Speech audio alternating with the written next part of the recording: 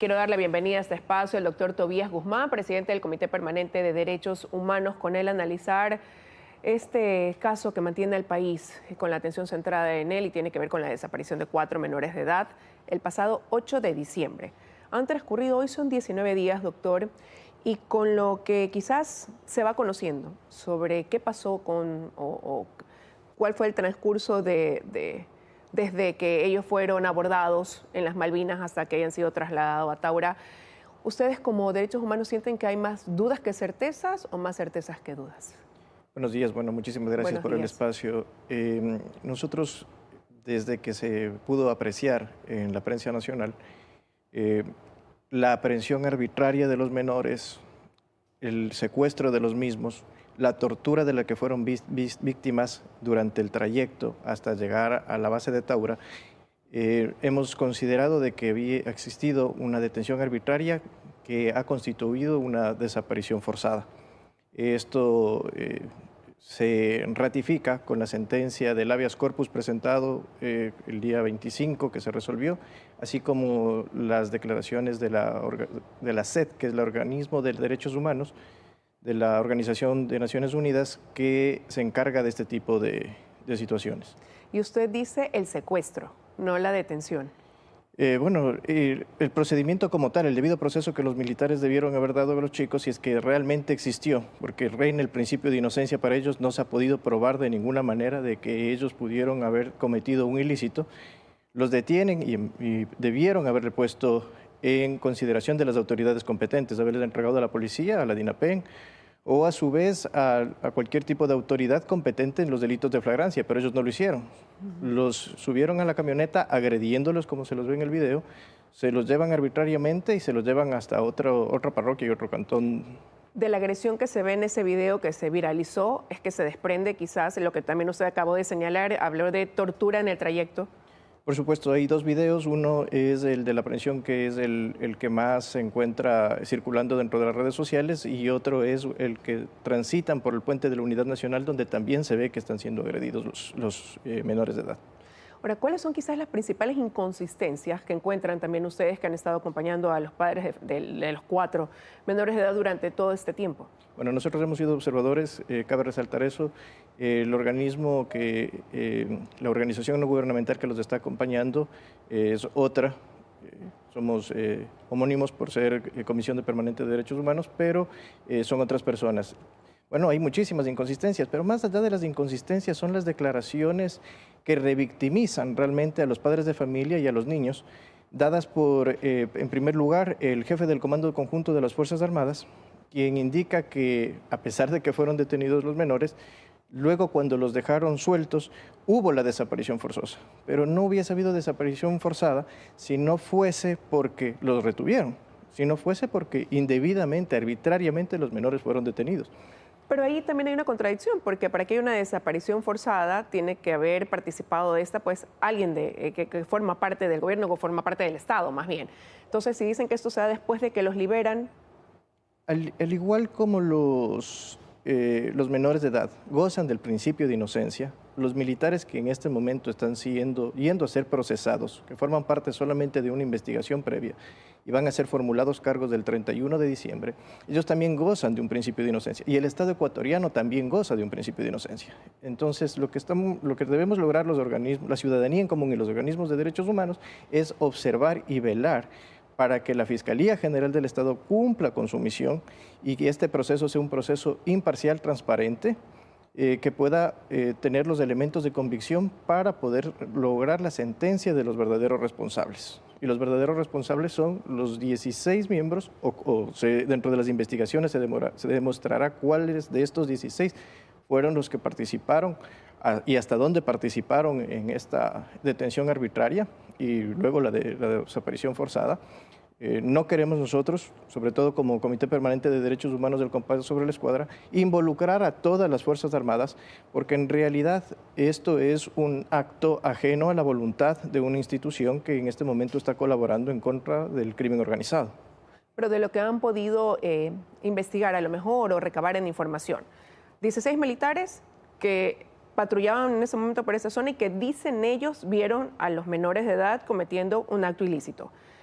Esto de aquí fue informado, saben ustedes, se hizo un informe, se comunicó al superior inmediato de estos militares, de este grupo de militares que estaban seguramente en un patrullaje también dentro de las labores asignadas. Por las declaraciones del ministro de Defensa se conoce actualmente que los militares, dos comandos, dos patrulleros, cada uno con 8 militares, con armas de grueso calibre para la guerra, estaban custodiando un camión que iba hacia hacia la aduana, hacia el puerto marítimo de la ciudad de Guayaquil, y a lo que retornan, dicen ellos, que un grupo de ciudadanos había detenido a los menores por algún acto, una infracción de carácter penal. Eso no se ve en las cámaras, se ve en las cámaras que le entregan a uno de los menores, lo suben, lo lanzan a la camioneta, lo agreden inmediatamente y en contravía, bueno, salen dirigidos hacia el lugar donde no debían hacerlo.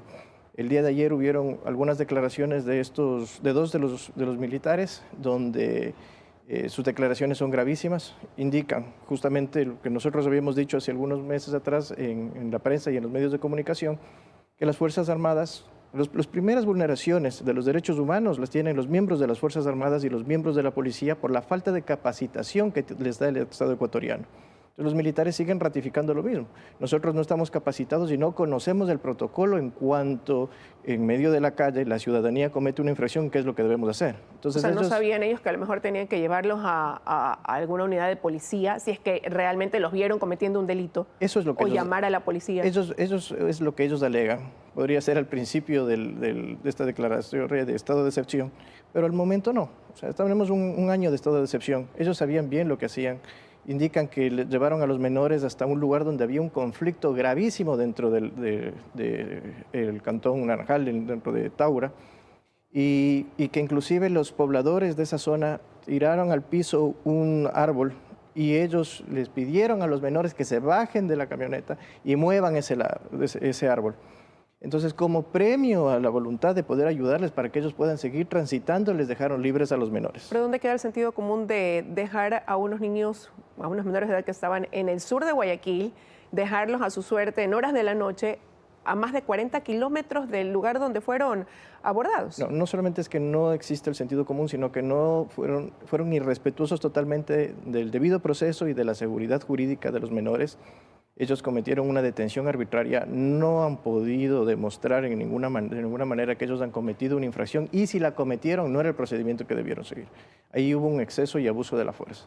Ahora, el ministro de Defensa ha dicho que ellos están pues bajo custodia, los 16 militares, que aquí pues no se va a solapar a nadie ni a defender a nadie, sino que se va a llegar al punto de esclarecer qué ha pasado con los 4 menores de las Malvinas, dan las garantías. Decía el ministro de Gobierno en una entrevista que han acudido a visitar a los padres, pero que ellos no buscan la pose de la foto, sino que realmente están preocupados por este tema, pero también han dicho que este caso se ha politizado. Sí, bueno, realmente de lo que usted acaba de mencionar, yo no lo he escuchado al ministro de Defensa. Yo veo no un ministro de Defensa, sino un abogado de los 16 miembros infractores, por lo menos de la primera instancia de lo que la jueza de garantías constitucionales, la Comisión en contra de las personas desaparecidas, la CEDS, y los organismos internacionales ya lo han calificado como una desaparición forzada. Él está haciendo un terrible daño a la institución. Les pregunta a 3 periodistas, les indica el día de ayer, bueno, y ustedes, quiero preguntarles a ustedes qué hubiesen hecho si su hijo les llama, ustedes por qué lado van, si van por la persona que le detuvo al principio o la persona que dice que le vio al último. O sea, hay una clara declaratoria de parte de los organismos internacionales que indica al Estado ecuatoriano que debe evitar revictimizar a los menores y a los padres, y lo que él hizo el día de ayer es revictimizarlos. Entonces, él es un abogado de los 16 miembros, él no está siendo imparcial.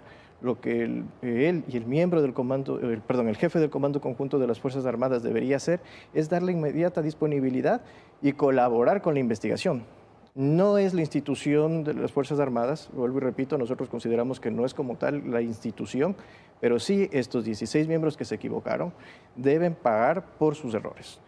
Ahora, van quedando algunas interrogantes que necesitan respuesta, ¿no? Usted acabó de mencionar algo. Esta llamada que los niños hacen, ¿en qué momento se produce? Luego se dice que llegaron sujetos en moto y se los llevaron. el último contacto fue telefónico de uno de ellos con sus padres. En este momento, hasta el 31 de diciembre, en el caso de que se dé la audiencia de formulación de cargos y se dé el inicio de la instrucción fiscal respectiva, todos este tipo de informaciones serán públicas. Por el momento siguen siendo reservadas. Los elementos que podemos tener los medios de comunicación y nosotros como organismos de derechos humanos son los que públicamente se los dicen. Y dentro de esto lo que sabemos también por la prensa es que las supuestas motocicletas que luego pasaron por donde la persona que hizo la llamada y se llevaron a los niños son motocicletas muy similares a las que salieron de la base en el mismo día y la misma hora donde los niños desaparecieron. El día de ayer también ratificaron los dos militares que fueron entrevistados por un medio de comunicación, que sí, que en realidad los militares, un grupo de militares salieron con estas motocicletas. Ahora, esto se da el 8 de diciembre en la noche, pero realmente se vuelve extremadamente mediático aproximadamente 13 días después. ¿Qué pasó del 8 al 21 de diciembre cuando el país entero pues conoce que ya iban casi 2 semanas y más desaparecidos estos menores de edad? Hay que entender justamente toda la trazabilidad del tema. Los padres de familia se enteran por esta llamada telefónica, comunican inmediatamente a la policía. La policía considera que es un delito de secuestro. Se comienza a investigar el secuestro. Los padres de familia, dentro de las investigaciones, logran tener asistencia de los organismos nacionales, defensores de los derechos humanos, y presentan una medida cautelar a la ONU y presentan una queja al Comité contra las Desapariciones Forzadas. Y es ahí cuando el comité y los organismos internacionales se comunican con los padres de familia y emiten sus primeras declaraciones, que el Estado ecuatoriano toma en cuenta realmente la gravedad y la magnitud del asunto. Hasta ese entonces no había una denuncia en sí, Fiscalía. Claro. Ya había la denuncia en Inmediatamente Fiscalía. la Fiscalía se investigaba el secuestro. Luego se cambia a desaparición forzada. Hoy la responsabilidad con la que se señala a los militares, usted aquí ya ha delineado el paso a paso, llega hasta el haberlos dejado presuntamente en libertad en Taura en horas de la noche a su suerte, pero esto lleva a que la jueza en Guayaquil haya determinado para este 31 de diciembre, 10 de la mañana, ya una audiencia donde se formularían cargos. Si bien es cierto, hoy hay un trabajo forense que se realiza también a 4 cuerpos que fueron encontrados cerca de Taura. Eso pudiera tomar tiempo, pero dependiendo de ese resultado, ¿qué giro pudiera tomar este caso?